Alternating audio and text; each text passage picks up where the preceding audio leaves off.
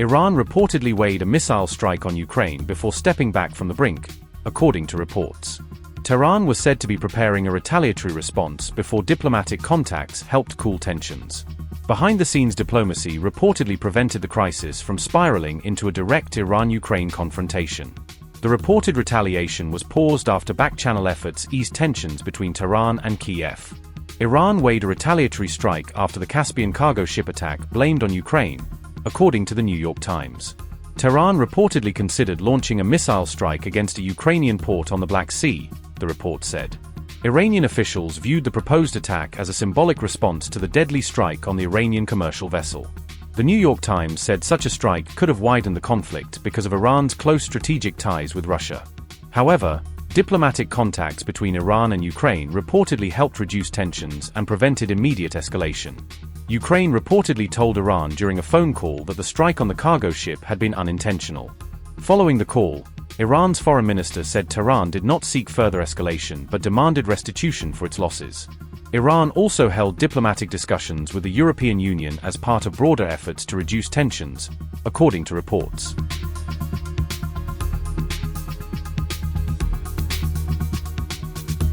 Defense Express said Iran possesses ballistic missiles capable of directly reaching targets inside Ukraine if ordered to do so.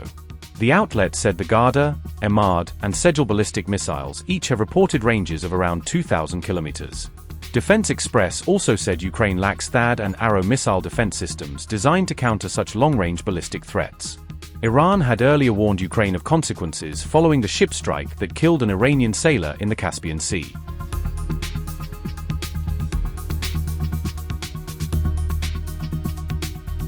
Ukraine's Foreign Minister Andriy Sybiha held what he described as a frank phone conversation with his Iranian counterpart on July 28.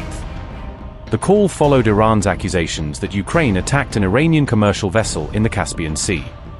Kiev maintains that its July 25 drone operation targeted Russian vessels allegedly transporting military cargo. Ukraine insists all of its military actions are focused solely on defending itself against Russian aggression. Sybiha stressed that Ukraine never intended to target civilian ships or innocent civilians. Andriy Sybiha said, and I quote, "I called Iran's Foreign Minister Abbas Araghchi for a frank conversation. Diplomacy is about direct conversation, even when it's difficult. I stressed that our goal is to avoid unnecessary escalation. I reiterated that all of Ukraine's actions are aimed solely at defending our country from Russian aggression and never intended to target civilian vessels or people. This is also true with regard to Iran's statements about their national who died and a civilian vessel that was targeted in a recent incident. Our goal is to counter Russian aggression, which is the root cause of all incidents, and it is Russia who bears full responsibility for all provocations and casualties. I emphasized the necessity to refrain from any escalatory steps, as well as to end any support for Russia's war against Ukraine. This war is illegal and it must end. Our position remains unchanged. Europe and the Middle East deserve stability, security, and peace." Unquote. Iran says one of its commercial vessels was struck, leaving one seafarer dead and 3 others injured. According to Abbas Araghchi, Ukraine assured Tehran that the attack on the Iranian vessel was unintentional. Iran's foreign minister said Tehran also seeks to avoid escalation despite the latest incident. Abbas Araghchi said, and I quote, "was assured by Ukrainian FM Andriy Sybiha that the attack on an Iranian ship was unintentional and Ukraine seeks no escalation. Iran does not seek escalation either, but made clear any attack on our citizens or interests is unacceptable. There must be restitution for losses." Unquote. Araghchi reiterated that attacks on Iranian citizens or national interests will not be tolerated. The diplomatic exchange comes amid growing tensions over allegations that Iran has supported Russia's war effort. The phone call marks one of the rare direct diplomatic contacts between Kiev and Tehran in recent years. The conversation took place while President Zelensky was meeting US President Donald Trump in Washington. It also followed remarks by Iranian Foreign Ministry spokesman Ismail Barkai condemning what he called the Trump-Bibi-Zelensky triangle of evil. We currently have no negotiations with the United States. The negotiations we are having, which may sometimes be interpreted differently, are the negotiations we have with Oman, focus on creating the necessary arrangements regarding the Strait of Hormuz. What currently exists cannot be called a ceasefire. The fact that the atmosphere has been calmer over the past few days is a result of the prudence of the armed forces of the Islamic Republic of Iran, who are always vigilant.